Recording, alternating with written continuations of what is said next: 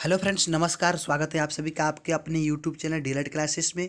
तो फ्रेंड्स, आज के वीडियो में गुप्त साम्राज्य के बारे में पढ़ेंगे, विशेष डिटेल के बारे में बात करेंगे। इससे आपका 100 प्लस क्वेश्चन बनेगा, ऑब्जेक्टिव टाइप क्वेश्चन बनेगा। तो वीडियो को शुरू से अंत तक वॉच कीजिएगा।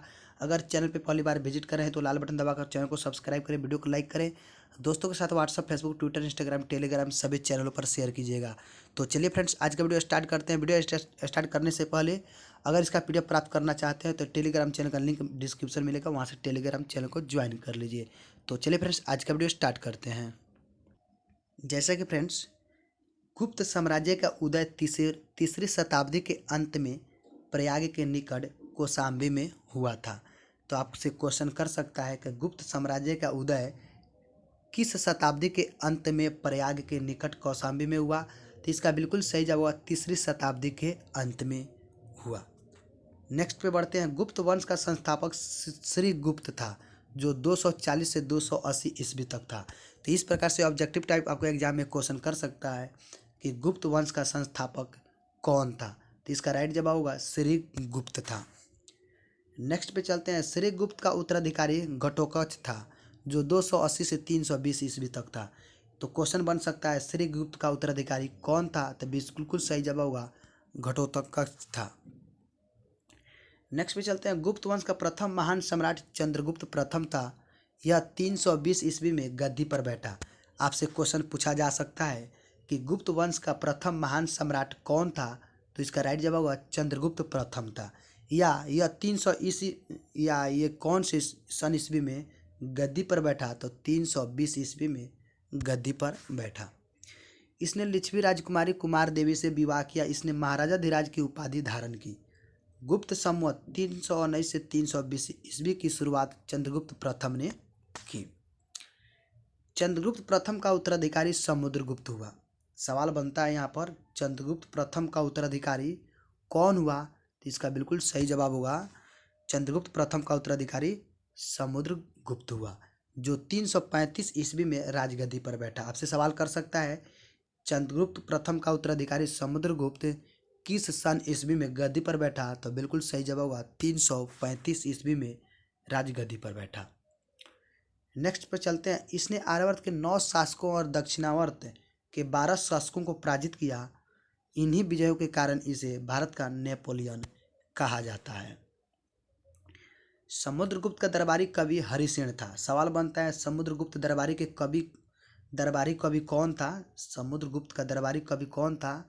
तो बिल्कुल सही जवाब होगा हरिसेन था, जिसने इलाहाबाद प्रशस्ति लेख की रचना की। तो यहाँ पे आपको से सवाल कर सकता है कि दरबारी कवि हरिसेन कहाँ का। तो इलाहाबाद प्रशस्ति के लेख की रचना की। समुद्रगुप्त विष्णु का उपासक था। सवाल कर सकता है कि समुद्रगुप्त किसका उपासक था। तो यहाँ पे बिल्कुल सही जवाब होगा विष्णु का उपासक था। आगे बढ़ते हैं। समुद्रगुप्त ने अश्वमेधकर्ता की उपाधि धारण की। यहाँ पे सवाल बनेगा समुद्रगुप्त ने किसकी उपाधि धारण की। तो अश्वमेधकर्ता की उपाधि धारण की। बिल्कुल सही जवाब होगा अश्वमेधकर्ता। अगर पीडीएफ प्राप्त करना चाहते हैं तो टेलीग्राम चैनल को ज्वाइन कर लीजिए, लिंक डिस्क्रिप्शन में मिल जाएगा। दोस्तों को WhatsApp, Facebook, Twitter, Instagram, Telegram सभी चैनल पर शेयर कर दें। नेक्स्ट पे चलते हैं। समुद्रगुप्त संगीत प्रेमी था। ऐसा अनुमान उसके सिक्कों पर उसे वीणा वादन करते हुए दिखाया जाने से लगाया गया है। समुद्रगुप्त ने विक्रम की उपाधि धारण की थी। इसे कविराज भी कहा जाता था। यहाँ पे सवाल बनता है समुद्रगुप्त ने किसकी उपाधि धारण की। तो विक्रमक की उपाधि धारण की। इसे कविराज भी कहा जाता है। तो यहाँ पे कहा जा सकता है समुद्रगुप्त को क्या कहा जाता है। तो कविराज भी कहा जाता था। नेक्स्ट क्वेश्चन बनता है समुद्रगुप्त का उत्तराधिकारी चंद्रगुप्त द्वितीय हुआ। यहाँ पे सवाल बनेगा समुद्रगुप्त का उत्तराधिकारी कौन हुआ। तो इसका बिल्कुल सही जवाब होगा चंद्रगुप्त द्वितीय हुआ, जो 380 ईस्वी में राजगद्दी पर बैठा। इस प्रकार से भी सवाल बन जाएगा समुद्रगुप्त का उत्तराधिकारी किस सन ईस्वी में राजगद्दी पर बैठा। तो 380 ईस्वी में राजगद्दी पर बैठा। चंद्रगुप्त द्वितीय के शासन काल में चीनी बौद्ध यात्री फहियान भारत आया। सवाल बनता है चंद्रगुप्त द्वितीय के शासन काल में चीनी बौद्ध यात्री कौन आया? तो फहियान भारत आया। शकों पर विजय के उपलक्ष्य में चंद्रगुप्त द्वितीय ने चांदी के सिक्के चलाए। शकों के विजय के उपलक्ष्य में चंद्रगुप्त द्वितीय ने कैसे सिक्के चलाए? तो चांदी के सिक्के चलाए। अगर फ्रेंड्स एक बार में समझ नहीं आया तो 2 बार 3 बार वीडियो को जरूर देखिएगा, क्योंकि इसमें बहुत सारे आपके ऑब्जेक्टिव क्वेश्चन तैयार होंगे जो आपके एग्जाम में बेहद ही हेल्पफुल होगा। चंद्रगुप्त द्वितीय का उत्तराधिकारी कुमार गुप्त प्रथम या गोविंद गुप्त हुआ। दोनों का नाम एक ही है, कुमार गुप्त प्रथम या गोविंद गुप्त। तो यहाँ पे सवाल बनता है चंद्रगुप्त द्वितीय का उत्तराधिकारी कौन बना? तो आपको ऑप्शन में कोई भी डाल सकता है, एक कुमार गुप्त या गोविंद गुप्त। तो आपको सही आंसर को चूज करना होगा। नालंदा विश्वविद्यालय की स्थापना कुमार गुप्त ने की थी। सवाल कर सकता है कि नालंदा विश्वविद्यालय की स्थापना किसने किया? तो इसका राइट जवाब होगा कुमार गुप्त। कुमार गुप्त प्रथम का उत्तराधिकारी स्कंद गुप्त हुआ। सवाल बनेगा कुमार गुप्त प्रथम का उत्तराधिकारी कौन बना?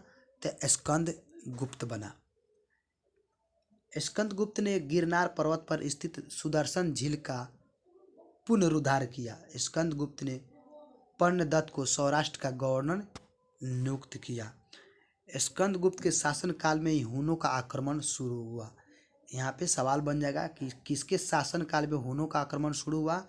तो स्कंद गुप्त के शासन काल में हुनों का आक्रमण शुरू हुआ।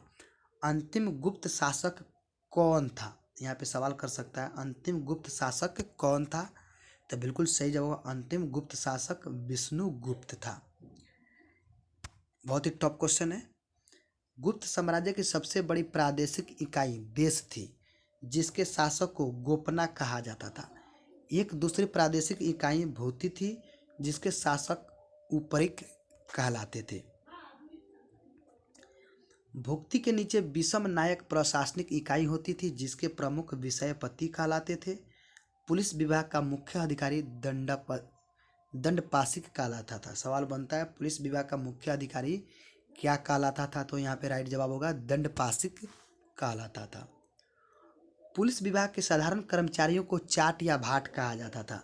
सवाल बनेगा पुलिस विभाग के साधारण कर्मचारियों को क्या कहा जाता था? तो चाट एवं भाट कहा जाता था।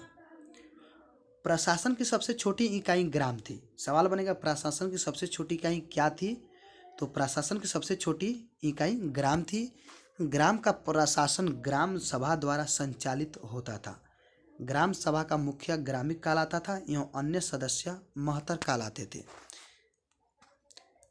यहाँ पे सवाल बनेगा ग्राम सभा का मुखिया ग्रामिक कहलाता था और अन्य सदस्य क्या कहलाते थे? तो महत्तर कहलाते थे। ग्राम समूह की छोटी इकाई को पेठ कहा जाता था। सवाल बनेगा ग्राम समूह की छोटी इकाई को क्या कहा जाता था? तो पेठ कहा जाता था। तो फ्रेंड्स उम्मीद करता हूँ वीडियो पसंद आया होगा। इसमें से बहुत सारे आपके ऑब्जेक्टिव क्वेश्चंस बनेंगे जो आपके एग्जाम में बेहद ही हेल्पफुल होगा। तो फ्रेंड्स वीडियो के पल पल की अपडेट पाने के लिए चैनल को सब्सक्राइब करें, वीडियो को लाइक करें, दोस्तों के साथ WhatsApp, Facebook, Twitter, Instagram, Telegram सभी चैनल पर शेयर करें। आज के वीडियो में बस इतना ही। धन्यवाद।